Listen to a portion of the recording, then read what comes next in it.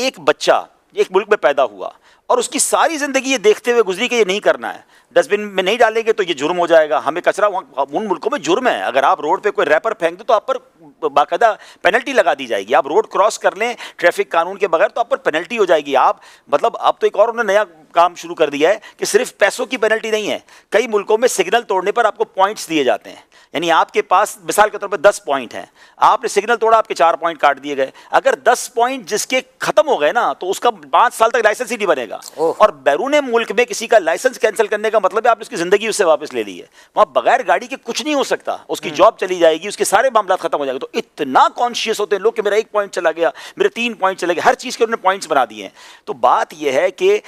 ये बहुत बड़ा काम हमारी हुकूमत का है, हमारे इक़्तिदार करने वालों का है कि वो ऐसे सख्त कवानीन बनाएं तो लोग कानून की पासदारी करेंगे और फिर ग्रेजुअली क्या होगा, ये उनकी फितरत में आ जाएगा, ये उनकी तरबियत में आ जाएगा। जब रोज़ एक ही काम कर रहे होंगे कि रैपर डस्टबिन में ही डल रहा है, पार्किंग अपनी जगह पर ही हो रही है, सिग्नल हम नहीं तोड़ रहे हैं, शोर शराबा, हम बाकायदा स्कूल वाली जगह पर बोर्ड हमारे यहाँ भी लगा होता है कि भाई आगे स्कूल है, हॉस्पिटल है, अपना हॉर्न ना बजाएं, हमारे लोग तो वहीं जाकर थूकते हैं जहाँ लिखा होता थूकना मना है, ठीक है ना। तो मसला ये है कि कोई कानून नहीं है ना, कोई पकड़ नहीं है, तो जजा और सजा का कानून कौमों की तरबियत में बहुत बड़ा किरदार अदा करता है। यहाँ पे देखा है कि कौमों को, अच्छा ये फिर जो बहुत ज्यादा जिसको कहते हैं ना इन्फ्लुएंस ले रहे होते हैं, बहुत मुतासिर हो रहे होते हैं, कई तरक्की याफ्ता मुल्कों में आपने भी पढ़ा होगा चंद घंटों के लिए लाइट गई थी, ठीक है ना, तो तमाम के तमाम स्टोर्स लूट लिए गए और कौम बाहर निकली, उन्होंने क्या कुछ किया, वही कौम थी जो कानून की पासदारी करती थी। इसका मतलब ये हुआ कि फितरतन या अंदर बाज़ औक़ात लोगों में तरबियत नहीं हो पाती।